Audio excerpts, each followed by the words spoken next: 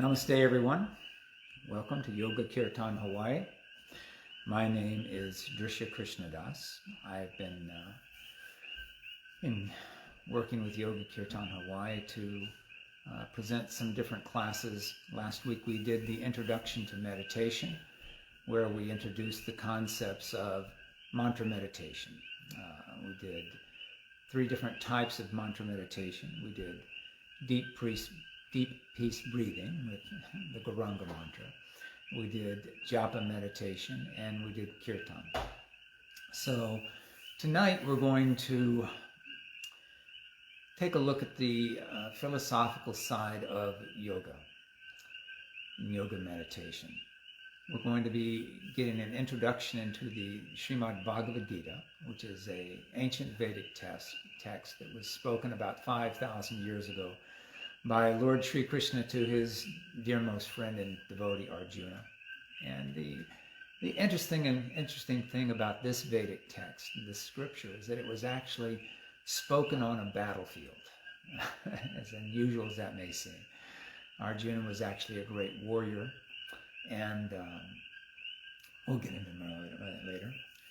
But let's take just a minute to I'd like to first offer my respects to my spiritual preceptors, Jigaguru Siddhaswarupananda and His Divine Grace A.C. Bhaktivedanta Swami Prabhupada. Yoga Kirtan Hawaii is an outreach arm of the Science of Identity Foundation. And we've been doing a lot of events on the Facebook Live, but we're also on Instagram, and we have our website at yogakirtanhawaii.com. Well, we're going to start the program tonight with a little bit of kirtan, kind of like a carryover from last week. And the kirtan has this amazing characteristic that it not only calms the physical body and helps us to kind of rise above the everyday stresses and anxieties of life, but that it also has the effect of opening our consciousness and making us more receptive to these spiritual truths that we're trying to learn to apply to our lives so that we can have a more peaceful, meaningful, and fulfilling life. So we'll spend a few minutes in kirtan, and as we discussed last week, kirtan is the singing of transcendental sound. What do we mean by transcendental sound? In this world, everything that we do, everything that we know, everything that we see is limited by time and space, right? Thank you for joining us tonight. In order for you to join us tonight, you had to make the decision that I'm going to do this instead of doing whatever else that you could be doing, right? You're limited in time and space. In order to be here, you're not over there. So thank you for joining us like that. But these transcendental sounds, they're transcendental to the limitations of time and space. They're transcendental to the limitations of the limited senses that we have in this world. We try to gain knowledge through hearing instructions from others. We try to gain information through seeing things with the eyes. We try to gain information by the sense of touch and feel. All these different sense organs we use to gain information, and we take this information. Usually we just bring it into our mind. We contemplate on it, and we come to some conclusion. Unfortunately, these senses are very limited. We can only see certain frequencies of light with our eyes, for example. You can't even see in your own eyeball. It's one of those things you just can't do. You can only hear certain sound frequencies, this and that. And our mind is also limited. We can only understand so much. We look around, especially here in Hawaii, you go outside on a dark night, and there's no moon tonight, you go out if it's clear, and you look up and you just see billions and billions of stars. It's mind-boggling if you take the time to think about it, what's actually going on in this universe and how small and insignificant we really are in this big scheme of things. Contrary to our senses, which are always insisting that I am the most important entity in the universe, right? And whatever I want is important. Whatever I would desire, that's what needs to be accomplished. But if we live a life that is simply a life of trying to satisfy ourselves, this self-centered lifestyle where it's all about me, this is a very sad life. It's a very small life, and it's a very unfulfilling life. So through yoga meditation, through this chanting of these transcendental sounds, our consciousness tends to open up. We tend to start to learn to appreciate that real joy, real happiness, comes from a life of giving instead of a life of taking. So let's spend a few minutes in Kirtan. We'll chant the Gauranga mantra and the Gopala Govinda Rama Madana Mohana mantra that we used last week. Kirtan can be done in many ways. I mean, Kirtan is the congregational chanting of these transcendental sounds, which means that you do it with friends and family or whatever else, right? Whoever's around at the time, you engage in this. And it's a very powerful form of mantra meditation. It's one of the most powerful forms of mantra meditation. And it can be done with instruments, or it can be done simply by clapping the hands, or tapping on a drum, or just get a couple of sticks and tap them together. I mean, there's no hard and fast rules for chanting these mantras with Kirtan. You will find that these mantras will fit to a lot of the tunes that you're used to have running around in your head anyway. And so you can take those, they're actually called earwigs, these little tunes that get stuck in your brain and drive you crazy. You can actually take those little tunes that get stuck in your brain and drive you crazy and turn them into something positive by letting them play one of these mantras for you. So tonight we're going to be chanting with guitar. We're going to be doing a call and response kirtan, where I will sing the mantra, and I'm going to sing the mantra through twice, and then it'll be your turn to sing after that. So we'll start off with a very simple mantra, the Gauranga mantra, and then we'll go to the Gopala Govinda Rama Madana Mohana mantra. So again, I'll sing it twice, and then you come in and you sing afterwards. So I'm going to be offering the mantra to you. You're going to allow this mantra to enter into your ears, take it into your heart, let it enter into your actual heart of hearts. And then you're going to offer that mantra back out to me and to all the others in the Kirtan. It's a very wonderful exchange, and actually through practice it actually blossoms into the most intimate, loving exchange between friends.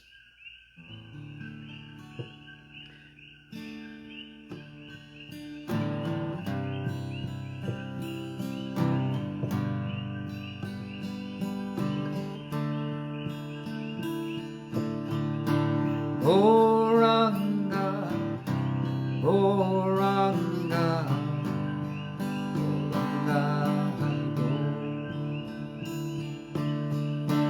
Gauranga, Gauranga, Gauranga, Gauranga. Your turn.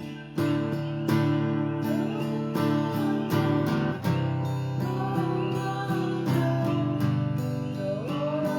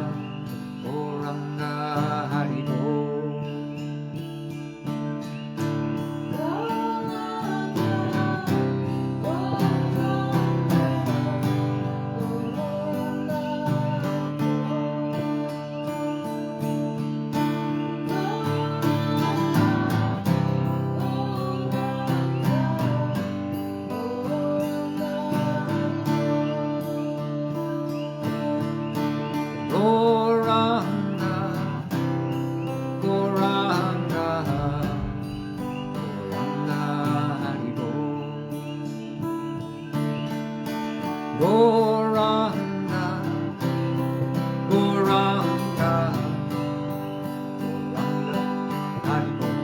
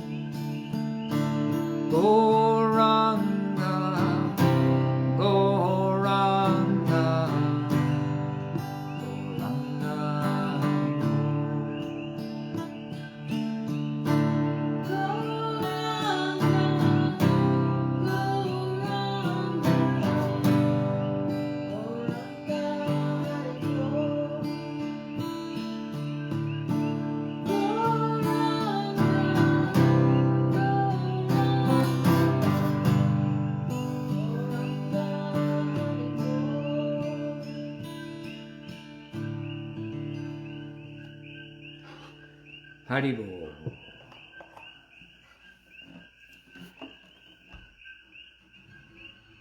So that's a little bit of Kirtan. And as I said before, Kirtan it's an amazing meditation process. While it's very simple, it's also very profound. You'll find that by immersing your consciousness in these transcendental sounds on a regular basis, that your consciousness will become quickly transformed.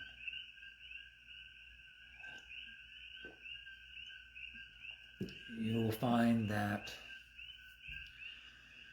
you have more tolerance, you have a greater sense of peace, you have a greater sense of grounding, that you're not so disturbed by all the little things that come up in life, and even the big things that come up in life, which is what we're going to be discussing in the Bhagavad-gita tonight. The Srimad Bhagavad-gita is a most amazing work. And as we mentioned earlier, the Bhagavad-gita is actually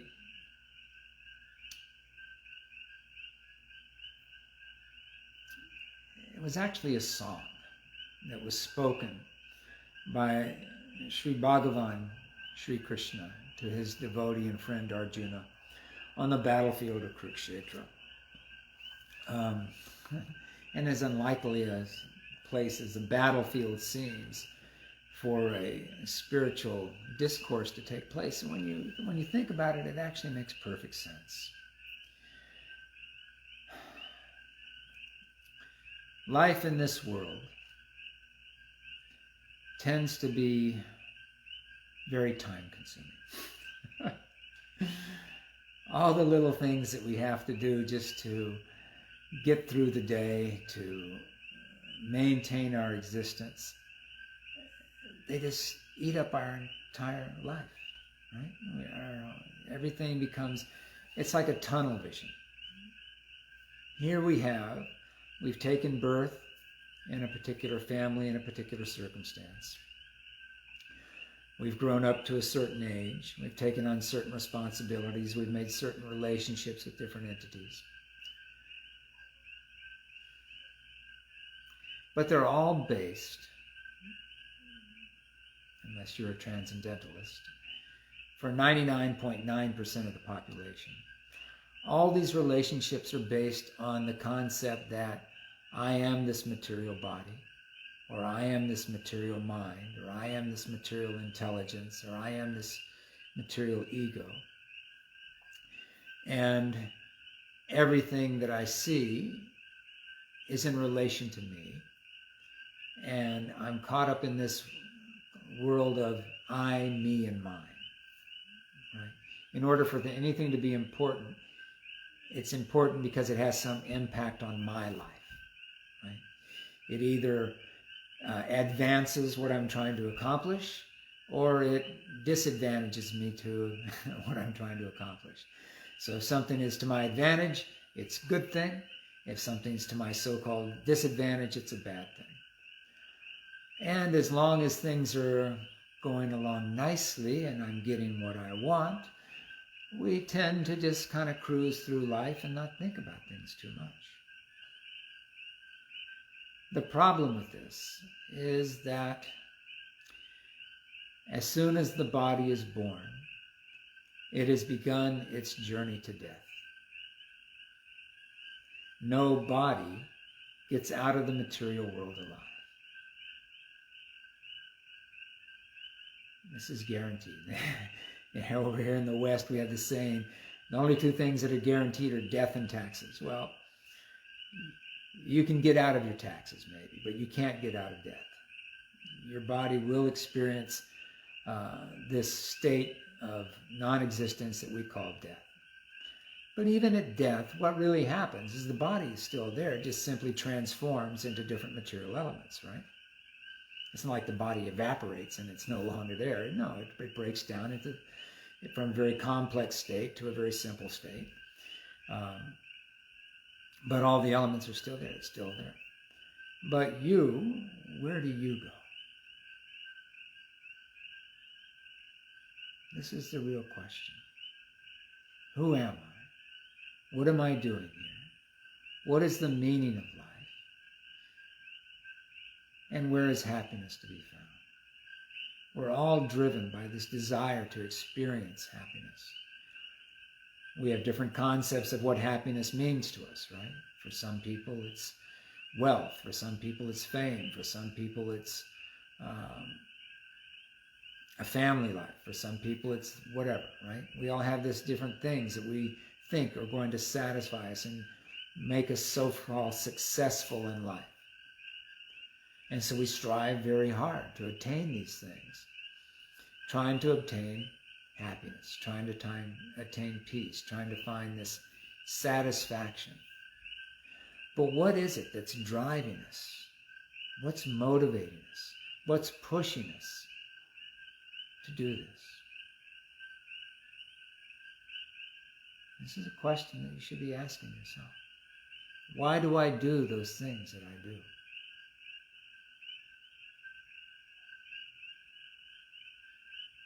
What's really important in life? Where's my life going? How can I give my life real meaning? Right? I remember I was about 15 years old.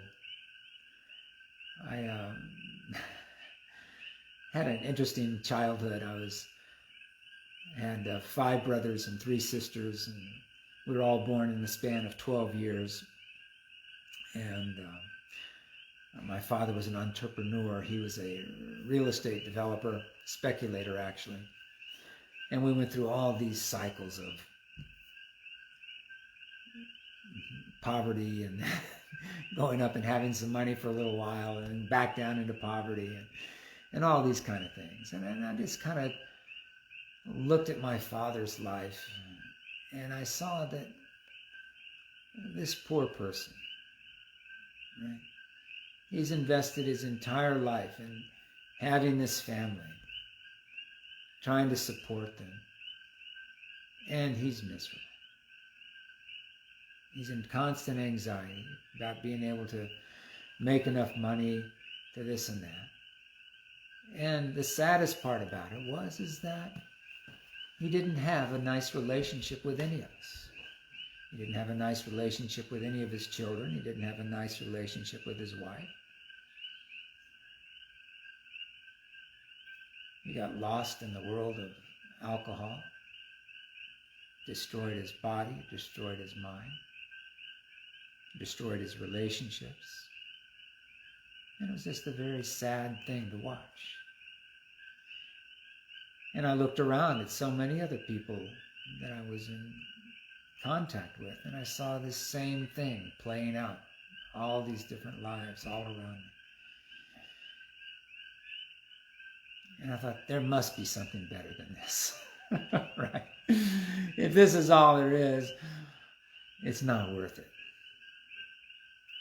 But intrinsically, in our heart, we all know that there's something better than this. We all know that somewhere there is real life, somewhere there is real love, somewhere there is real joy. And we're driven to try to find it.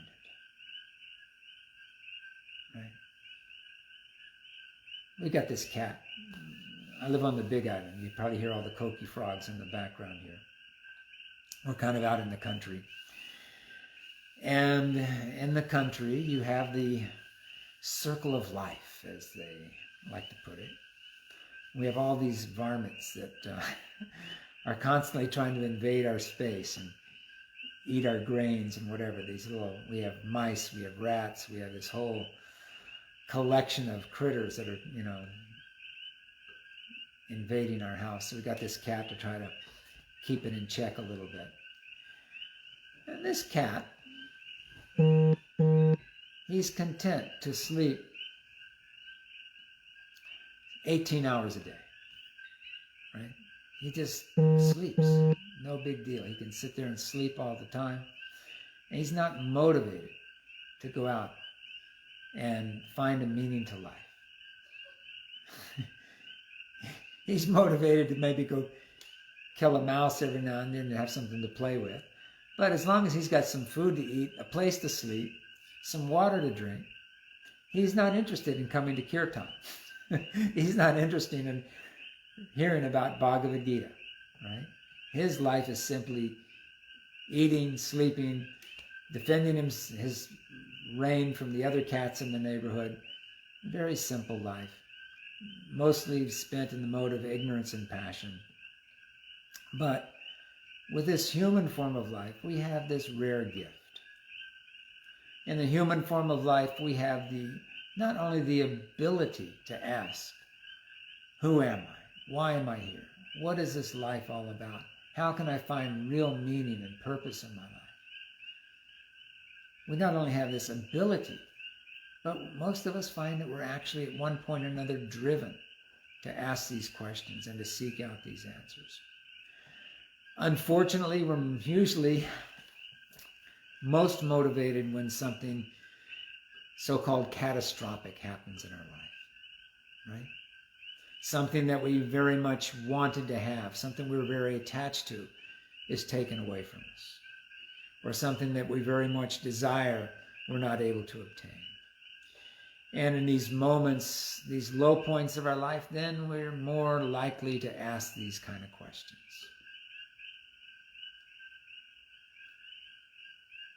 But real intelligence means you don't wait until your life is falling apart to find out how to live a happy, successful life. An intelligent person thinks, how can I satisfy these real desires that I have? This desire for real loving exchange. I've had so many relationships in this life, and they've all been disappointed. All been disappointing. Even if I find the most perfect partner, death, that's right, will separate us. When you get married, it's right there in the contract, until death do us part. Usually it happens much sooner. At least in 50% of the cases, people dissolve the relationship because it doesn't satisfy. But as soon as that relationship is dissolved, what happens? We again start seeking out another loving relationship. So how do we make a solution? How do we find what we're really looking for?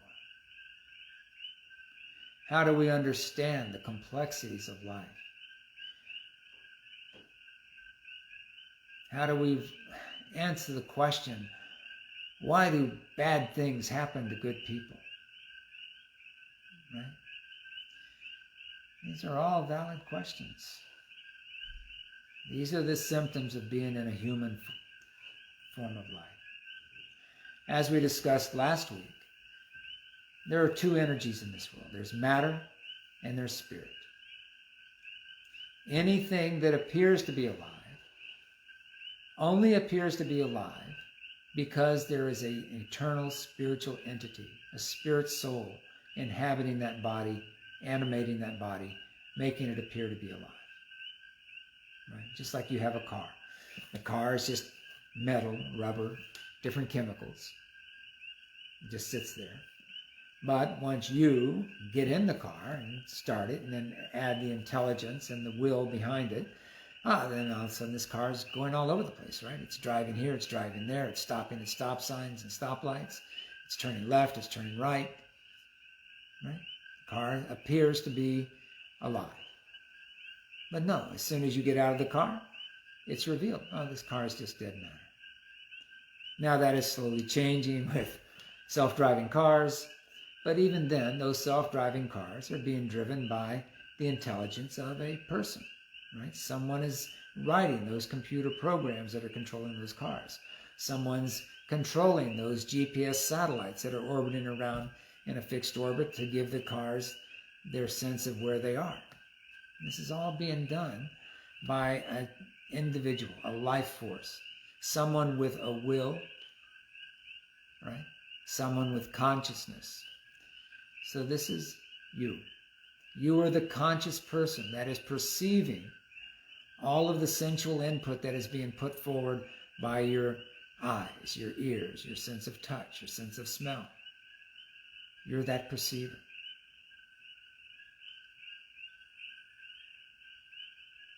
So this is your essence. You are spiritual in essence. But what is my position?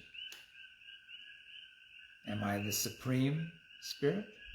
Am I the master of everything the domain, right?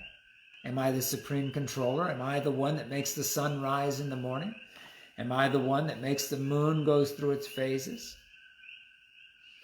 The tides rise and fall? No. I'm not that person. All that is being done by someone far superior to me. I am the subordinate spirit soul. I am not the supreme controller. And because I'm not the controller, I'm not actually the owner of anything. I have some so-called possessions in this world. Right? I own my house. I own my car. I own my dog. Some people even think they own their spouse.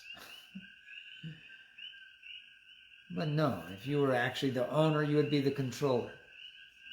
I don't have any real control over this house. I don't have any control over anybody else. This whole world can be taken away from me. I live in this neighborhood called Leilani Estates. About 2.5 years ago, the ground starts shaking. Shakes really violently. We have these earthquakes, hundreds of earthquakes a day for 3 or 4 days in a row. Then the roads start cracking. Then all this steam starts coming out of the ground. And the next thing you know, this lava is shooting 150 feet up into the air right across the street from my house.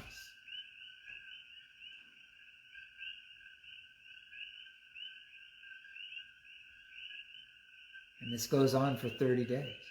90 days. This lava just shooting out of the ground, flowing. Took out 700 houses.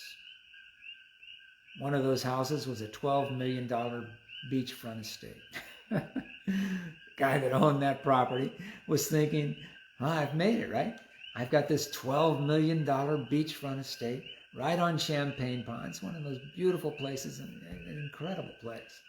The water is heated by these thermal underwater streams, so it's this wonderful 9400 degrees year-round, crystal clear with these little champagne bubbles bubbling up. That's why it's called Champagne Ponds. All these different fish and turtles.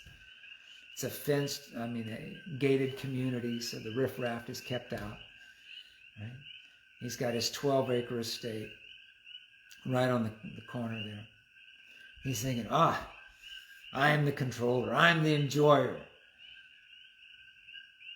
And what happens? This lava comes out of Fissure 8, flows down the mountain, goes 12 miles, turns the corner and comes back, and now his property's buried under 15 feet of lava. Right? 700 homes taken out, just like that. You have the wildfires in California.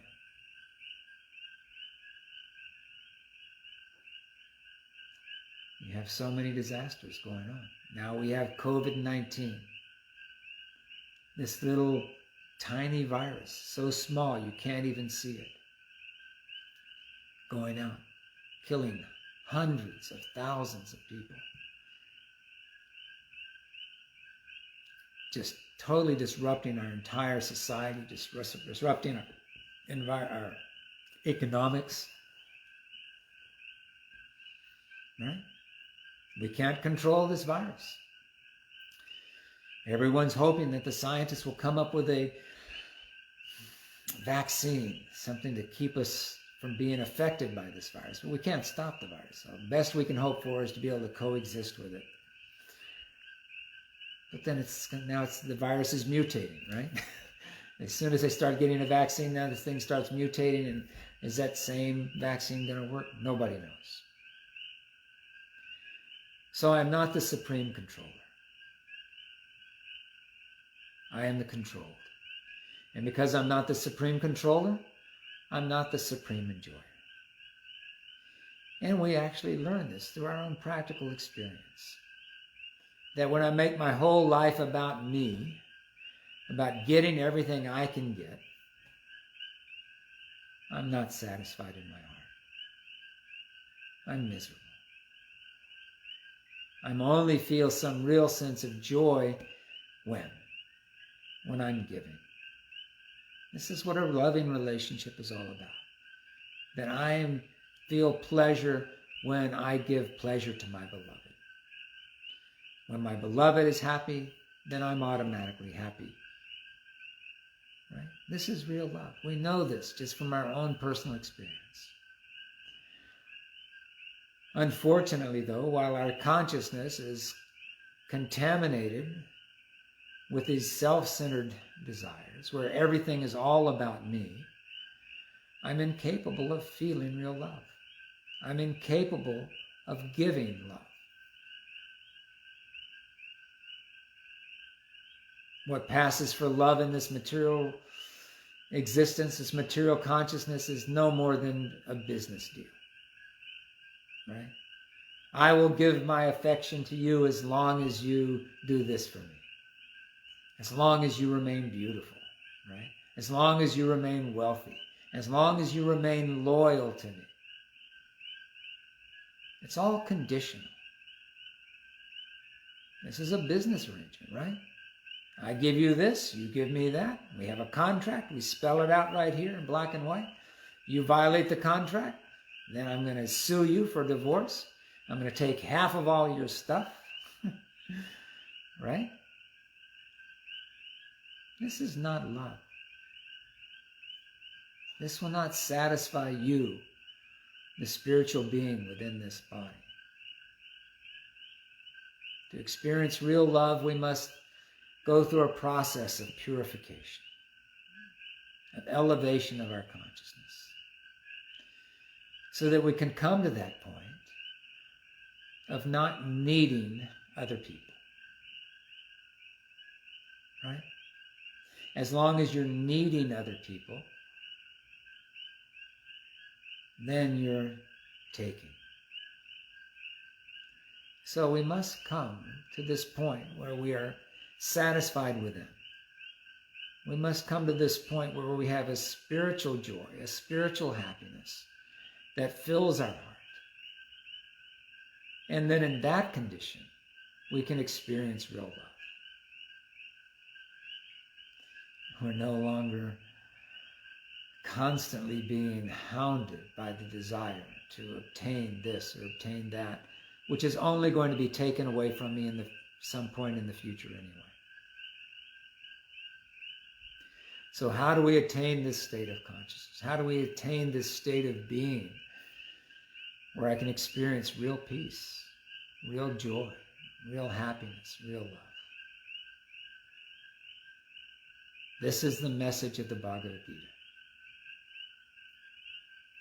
This is the purpose of Krishna speaking the Bhagavad-gita. So what does Krishna do? Krishna is a name of the Supreme Person, the Supreme Enjoyer, the Supreme Controller.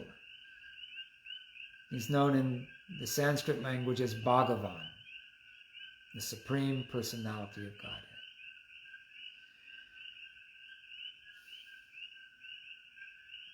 He has no need for any material happiness. And he is the source of everything. He's the source of all beauty. He's the source of all intelligence. He's the source of all remembrance. He's the source of all forgetfulness. He's the source of all fame.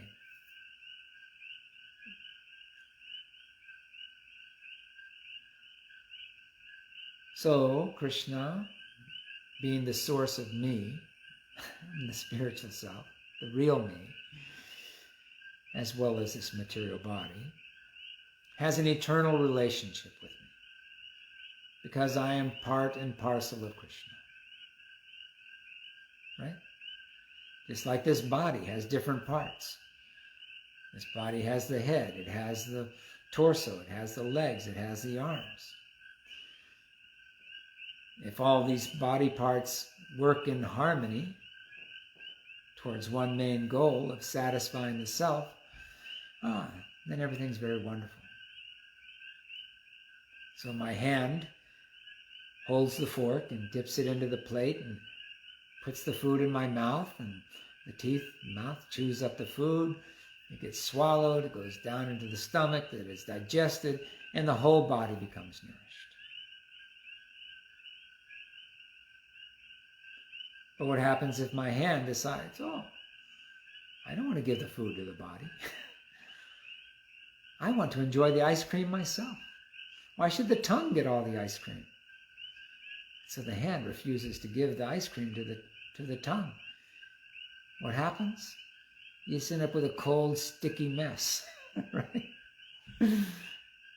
Nobody's satisfied. Because you're not living in harmony with reality. The hand cannot enjoy the ice cream on its own. Similarly, we are not the supreme enjoyers. We're not the supreme controllers. We can only be happy when we're existing in yoga. Yoga means linked up in union with the supreme spiritual truth, the supreme spiritual person. This is Krishna, the all-attractive. So how do we attain this state of consciousness where we're no longer being driven by the desires of my material senses?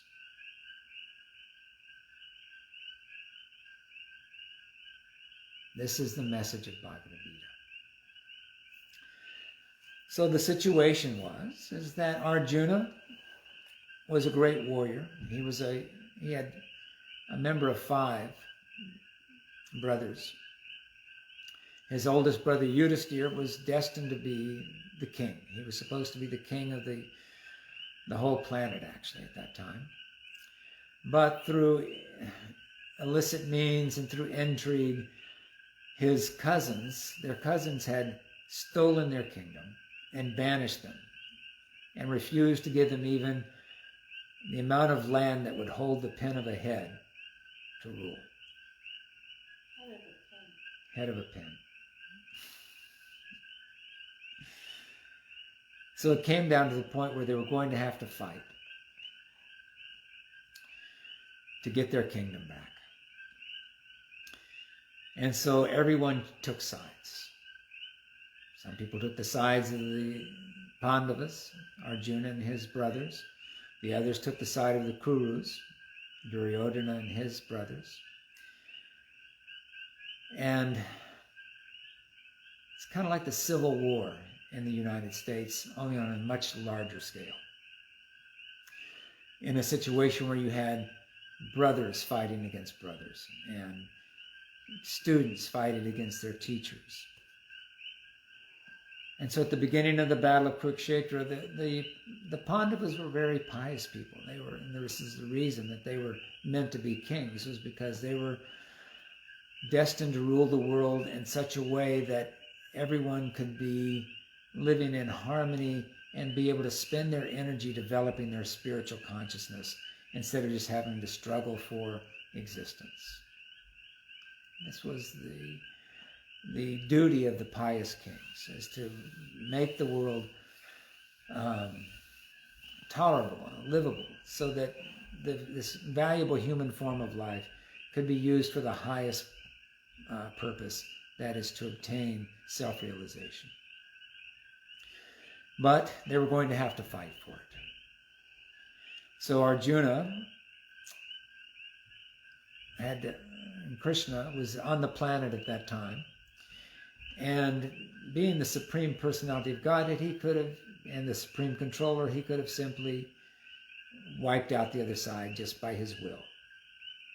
But in order for us to benefit as well, and this has happened 5,000 years ago, but he set up the situation so that the Bhagavad-gita would be spoken, and we could all learn from these teachings of Arjuna in the Bhagavad-gita. So Krishna had promised he would not personally take part in the battle, but he would act as an advisor to one party, and the other party could have his army, because Krishna was also acting as a Kshatriya king himself at that time, and he had this very powerful army. So Arjuna, being a dear devotee and friend of Krishna, said, I want Krishna on my side.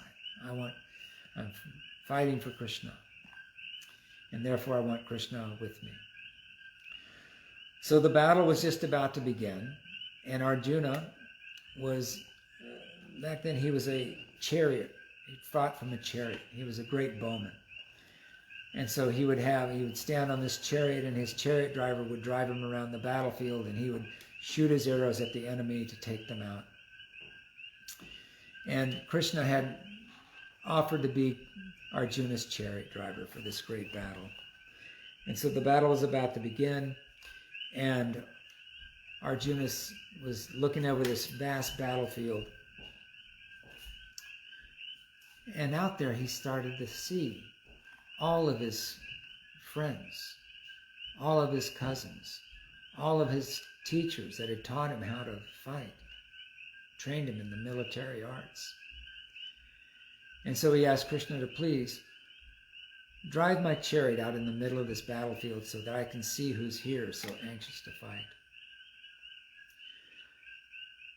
And so Krishna drove the chariot out in the middle of the battlefield, and when Arjuna got out there and really took a look at who was there and it really dawned on him that everyone I care about is being threatened here with death. Everything I'm fighting for is going to be ruined by this battle. There's going to be so many people that have lost their lives, that all these families are going to be disrupted. All the eligible men are on the battlefield, right? All the providers. When all these men are killed, there's going to be all these widows. There's going to be all these orphans. This huge social disruption.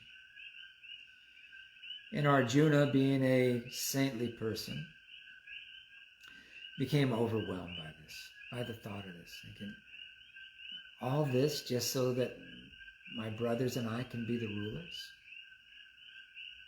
I think it's better that we just go away, live a quiet life in the forest, and let these guys have the planet. You know what I mean? It'd be better for everyone.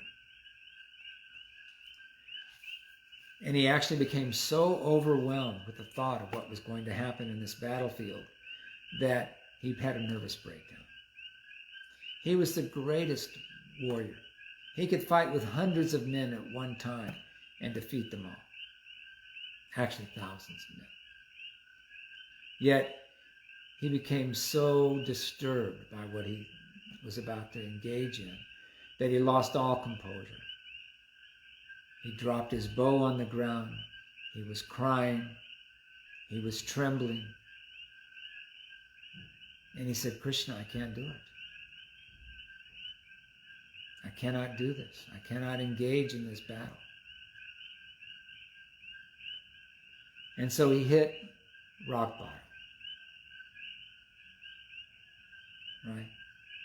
His whole life was crashing in on him. He didn't know what to do. So he turned to God. He turned to Krishna. Said, I can't do this on my own. I need your help. Please instruct me. And so therefore Arjuna became the disciple of Krishna. And Krishna, the Supreme Personality of Godhead Bhagavan, the source of all knowledge, spoke Bhagavad-gita for our benefit. And it was recorded and passed on. And Bhagavad-gita, even though it was spoken 5,000 years ago, is just as relevant today as it was back then.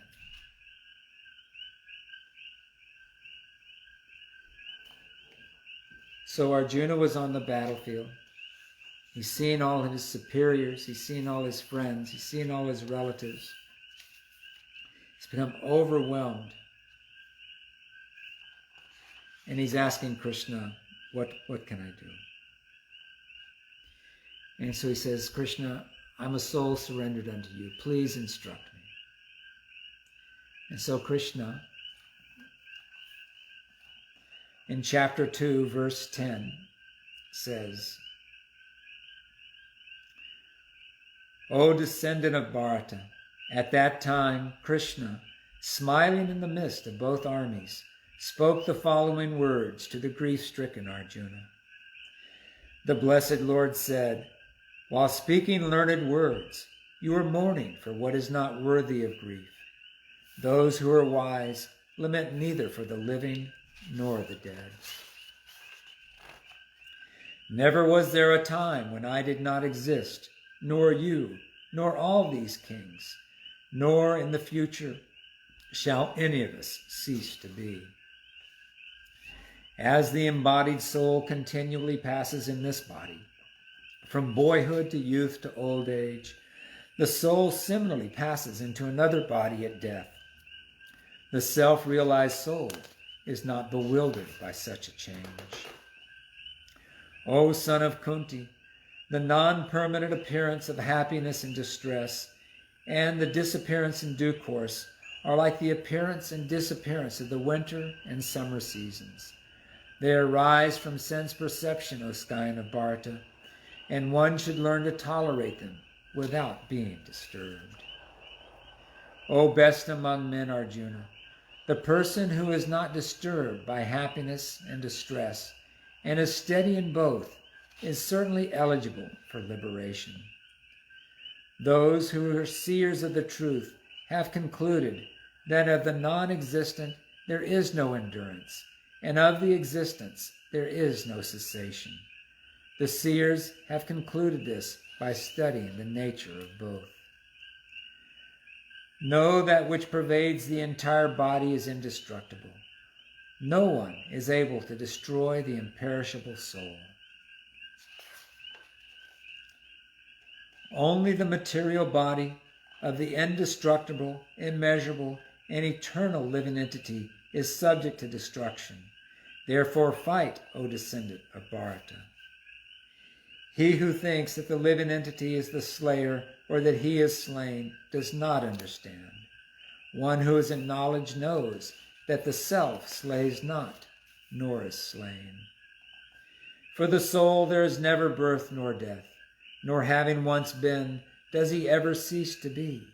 He is unborn, eternal, ever-existing, undying, and primeval. He is not slain when the body is slain. O Pritha, how can a person who knows the soul is indestructible, unborn, eternal, and immutable kill anyone or cause anyone to kill? As a person puts on new garments, giving up old ones, similarly, the soul accepts new material bodies, giving up the old and useless ones. The soul can never be cut into pieces by any weapon, nor can he be burned by fire, nor moistened by water, nor withered by the wind. This individual soul is unbreakable and insoluble, and can be neither burned nor dried. He is everlasting, all-pervading, unchangeable, immutable, and eternally the same. So this is just a small introduction to the Bhagavad-gita. But in these 10 verses,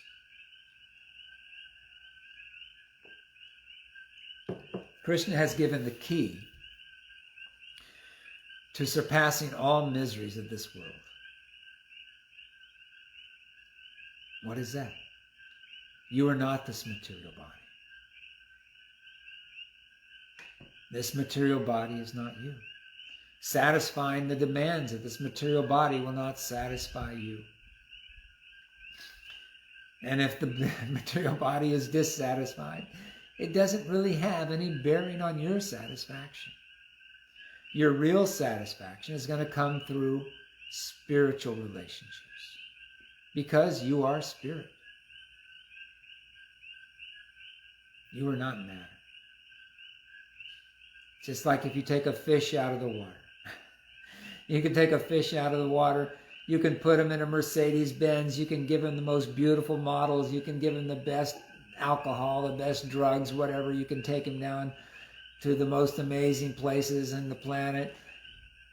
But if the fish is not in the water, the fish is not going to be happy. Similarly, because we are spirit in nature, we can never be satisfied in the material sphere. We must enter into a spiritual realm. This spiritual realm is internal, and this spiritual realm is transcendental to this material world. And the most amazing thing is that this spiritual realm exists within these mantras that we're chanting and singing together. So by hearing and chanting these transcendental sounds, we immerse ourselves in this world of the spirit. And we will find that if we do this sincerely, very quickly, we start to feel a sense of satisfaction that we've never known before. So with that promise, let's spend a few more minutes in Kirtan. And then I hope you can join us. We have Yoga Kirtan Hawaii has different people presenting Kirtan all during the week. Usually about this time, 7 o'clock at night. Then 3 times during the month we'll have these classes where we kind of go into the philosophical aspects of yoga meditation like this. So again, my name is Drisha Krishnadas. It's been my great pleasure to be able to speak to you about Bhagavad-gita, to share these mantras, because this is real life. Even though we don't have a two-way exchange through this media right now, we actually do have a transcendental exchange when we chant these mantras together. So again, we'll do the same in mantras, just to keep it simple. Again, thank you so much.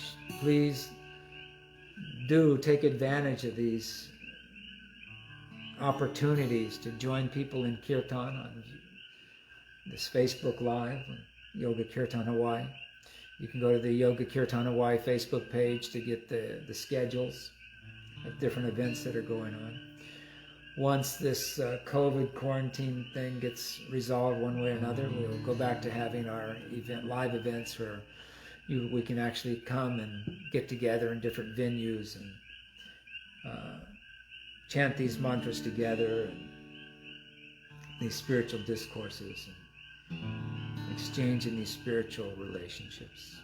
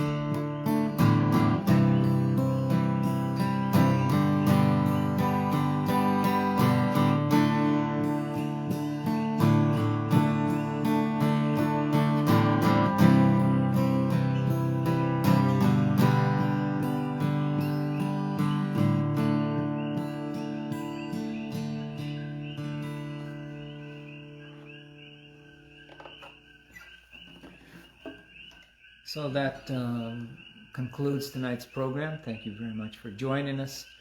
I hope you got something from this short introduction to the Bhagavad-gita. The Bhagavad-gita As It Is by His Divine Grace A.C. Bhaktivedanta Swami Prabhupada. There's many, you may find other editions of the Bhagavad-gita in English, but this is the one you want to read. And the clue to it is Bhagavad-gita As It Is.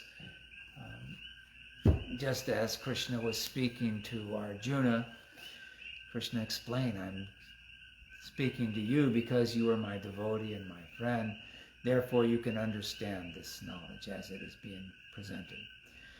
So, encourage you to get a copy of the Bhagavad Gita As It Is by His Divine Grace A.C. Bhaktivedanta Swami Prabhupada. Take it, study it, and I guarantee that if you read it with an open heart and an open mind, your life will quickly be transformed. Just coming to the point of understanding, even just intellectually, that I am not this body, that I am a spirit soul, I'm a pure spiritual being, temporarily residing in this machine of the body. This understanding alone can just have such a profound impact on your life. So, again, thank you for joining us. Thank you for being part of the solution. This is the only real solution to all the different chaos that we see in this world. There's no political solution to our problems. There are only spiritual solutions to our problems. So, again, Namaste, Yoga Kirtan Hawai'i, Facebook, Instagram, their website. Good night. Haribol.